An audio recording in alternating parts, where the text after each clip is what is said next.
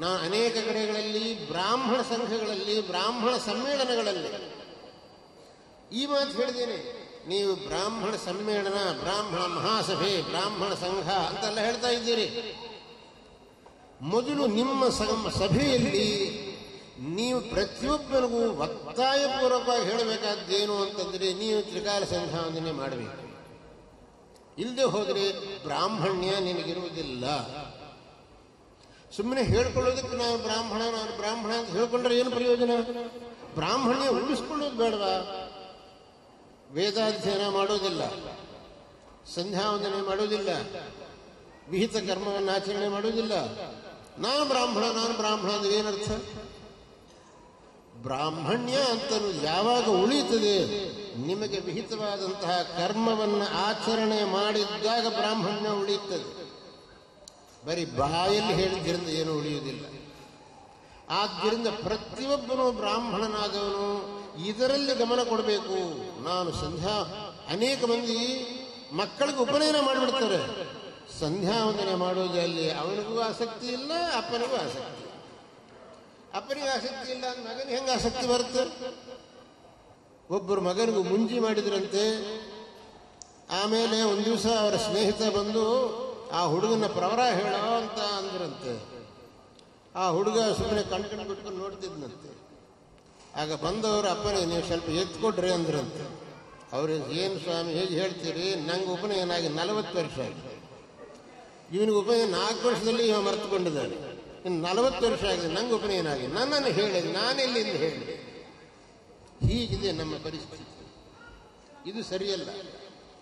ಬ್ರಾಹ್ಮಣ್ಯವನ್ನು ನಾವು ಉಳಿಸಿಕೊಳ್ಳಬೇಕು ಅಂತಂದ್ರೆ ಬ್ರಾಹ್ಮಣನಿಗೆ ವಿಹಿತವಾದಂತಹ ಕರ್ಮಗಳನ್ನು ಯಥಾಶಕ್ತಿ ಆಚರಣೆ ಮಾಡಬೇಕು. ಹಿಂದಿನಂತೆ ದಿವಸ ಕೂತ್ಕೊಂಡು ಸಹಸ್ರ ಗಾಯತ್ರಿ ಮಾಡಿ, ತ್ರಿಕಾಲ ಶಿವಪೂಜೆ ಮಾಡಿ ಅದೆಲ್ಲ ಆಗುವ ಕೆಲಸ ಅಲ್ಲ. ಆದರೆ ಒಂದು 108 ಗಾಯತ್ರಿ ಮಾಡಿ ಗಾಯತ್ರಿ ಜಪವನ್ನು ಮಾಡಿ ಸಂಧ್ಯಾವಂದನೆ ಮಾಡುವುದು ಅಂತನ್ನುವುದು ಯಾಕಾಗುವುದಿಲ್ಲ ನಿಮಗೆ? ನಾನು ಅದು ಕೇಳೋದು. ಅಷ್ಟೋತ್ತರಸದ ಗಾಯತ್ರಿ ಜಪವನ್ನು ಮಾಡಿ ಒಂದು ಸಂಧ್ಯಾವಂದನೆ ಮಾಡುವುದಕ್ಕೆ ನಿಮಗೆ 20 ನಿಮಿಷ ಹಿಡಿಯುತ್ತೆ. ಅದು ನಿಮಗೆ ಆ ಸಮಯ ಸಿಕ್ಕುವುದಿಲ್ವಾ? ಕೇಳಿದ್ರೆ ಉತ್ತರ ಟೈಮ್ ಸಿಕ್ಕುವುದಿಲ್ಲ ಸ್ವಾಮಿ, ನಮಗೆ ಬೇಗ ಆಫೀಸಿಗೆ ಹೋಗಬೇಕಾಗುತ್ತೆ. ಹೌದು, ಬೇಗ ಆಫೀಸಿಗೆ ಹೋಗಬೇಕಾಗುತ್ತೆ. ಅದಕ್ಕೆ ಮುಂಚೆ ಪೇಪರ್ ನೋಡೋಕೆ ಟೈಮ್ ಸಿಕ್ಕುತ್ತೆ. ಟಿವಿಯಲ್ಲಿ ನ್ಯೂಸ್ ನೋಡೋಕೆ ಟೈಮ್ ಸಿಕ್ಕುತ್ತೆ.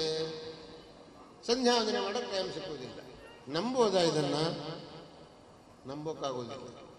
ಕೇವಲ ಇದನ್ನು ತಪ್ಪಿಸಿಕೊಳ್ಳುವುದಕ್ಕೋಸ್ಕರ ಕಾರಣ ಹೇಳ್ತಾ ಇದ್ದೀರಿ.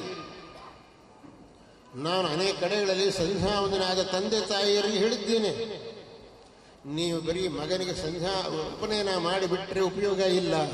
ದಿವಸ ಸಂಧ್ಯಾವಂದನೆ ಮಾಡುವುದರ ಬಗ್ಗೆ ನೀವುಗಳು ಗಮನ ಕೊಡಬೇಕು. ಆ ತಂದೆಯ ಅನ್ನುವನು ಮೊದಲು ತಾನು ಸಂಧ್ಯಾವಂದನೆ ಕೂತ್ಕೊಳ್ಬೇಕು. ನೀನು ಕೂತ್ಕೊಂತ ಮಗನ ಪಕ್ಕದಲ್ಲಿ ಕೂರಿಸ್ಕೋಬೇಕು. ನೀವೇ ಮಾಡೋದಿಲ್ಲ, ನಿಮ್ಮ ಮಗ ಯಾಕೆ ಮಾಡ್ತಾನೆ? ಮೊದಲು ನೀವು ಮಾಡಿ. ನಾನು ಆ ತಾಯಂದಿರಿಗೆ ಹೇಳಿದ್ದೇನೆ, ನೀವು ಮಕ್ಕಳಿಗೆ ನಿರ್ಬಂಧ ಮಾಡಿ, ಇವತ್ತು ನೀವು ಸಂಧ್ಯಾವಂದನೆ ಮಾಡಿದ್ರೆ ನಿಂಗೆ ಊಟ, ಇಲ್ಲದೆ ಅದೇ ಇಲ್ಲ, ನಿರ್ಬಂಧ ಮಾಡಿ. ಯಾಕೆ ಮಾಡೋದಿಲ್ಲ? ಹಾಗೆ ಮಾಡಬೇಕಾದ್ರೆ ನಮಗೆ ಅದರಲ್ಲಿ ಶ್ರದ್ಧೆ ಬೇಕು.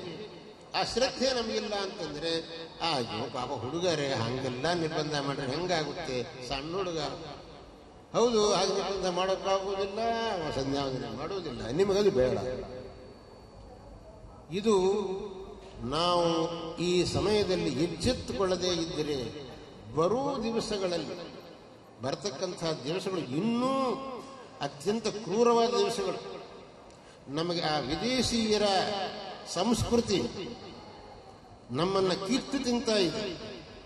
ನಮಗಿಂತಲೂ ನಮ್ಮ ಹುಡುಗರಿಗೆ ಆ ವಿದೇಶೀಯ ಸಂಸ್ಕೃತಿಯ ಮೇಲಿನ ವ್ಯಾಮೋಹ ಅವರು ನಮ್ಮ ಸಂಸ್ಕೃತಿಯನ್ನು ಪೂರ್ತಿ ಮರೆಯುವಂತೆ ಮಾಡ್ತಾ ಇದ್ದಾರೆ.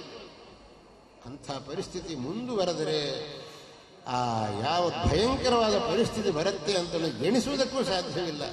ಹಂಗಾಗಬಾರದು. ನಮ್ಮ ಸಂಸ್ಕೃತಿಯನ್ನು ಉಳಿಸಿಕೊಳ್ಳಬೇಕು. ನಮ್ಮ ಸಂಸ್ಕೃತಿ ದೊಡ್ಡದು, ನಮ್ಮ ಸಂಸ್ಕೃತಿ ನಮಗೆ ಹಿರಿದು, ಅದನ್ನು ಉಳಿಸುವ ಜವಾಬ್ದಾರಿ ನಮ್ಮದು. ಈ ಭಾವನೆ ಬೇಕು. ಇದಕ್ಕಾಗಿ ಪ್ರತಿಯೊಬ್ಬನು ಶ್ರಮಿಸಬೇಕು. ಇಲ್ಲಿ ಕೇವಲ ಯಾರೋ ಒಬ್ಬನಿಗಾಗಿ ಹೇಳುವುದಲ್ಲ, ಇದು ನಮ್ಮ ಇಡೀ ಸಮಾಜದ ಪ್ರತಿಯೊಬ್ಬನಿಗೂ ಇದರಲ್ಲಿ ಪಾತ್ರ ಇದೆ, ಜವಾಬ್ದಾರಿ ಇದೆ. ಯಾರು ತಮ್ಮ ಜವಾಬ್ದಾರಿಯಿಂದ ನುಣುಚಿಕೊಳ್ಳಬಾರದು ಅಂತನ್ನೋದಕ್ಕೆ ನಾನು ಹೇಳುವುದು. ಇದನ್ನು ನಾವು ಸರಿಯಾಗಿ ಅರ್ಥ ಮಾಡಿಕೊಂಡು ನಮ್ಮ ಜವಾಬ್ದಾರಿಯನ್ನು ನಾವು ಸರಿಯಾಗಿ ನಿರ್ವಹಿಸಿದರೆ ನಮ್ಮ ಬ್ರಾಹ್ಮಣ್ಯವನ್ನು ನಾವು ಉಳಿಸಬಹುದು. ಇಲ್ಲದೆ ಹೋದರೆ ಇದನ್ನು ಉಳಿಸುವುದು ಬಹಳ ಕಷ್ಟವಾಗುತ್ತದೆ.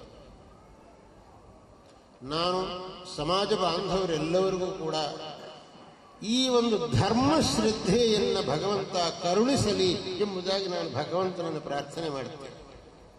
ಪ್ರತಿಯೊಬ್ಬರಿಗೂ ಆ ಧರ್ಮ ಶ್ರದ್ಧೆಯನ್ನು ಕರುಣಿಸಿ ಧರ್ಮವನ್ನು ಆಚರಿಸಬೇಕು.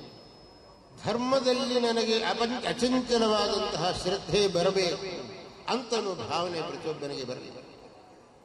ಆಗ ಎಲ್ಲರೂ ಭಗವತ್ ಕೃಪೆಗೆ ಪಾತ್ರರಾಗಿ ತಮ್ಮ ಜನ್ಮವನ್ನು ಧನ್ಯ ಮಾಡಿಕೊಂಡು ಮನಸ್ಸನ್ನು ಶುದ್ಧ ಮಾಡಿಕೊಂಡು ಗುರುಗಳು ಉಪದೇಶ ಮಾಡತಕ್ಕಂತಹ ಆತ್ಮತತ್ವವನ್ನು ತಿಳಿದುಕೊಳ್ತಕ್ಕಂತಹ ಯೋಗ್ಯತೆಯನ್ನು ಪಡೆಯುವವರಾಗಿ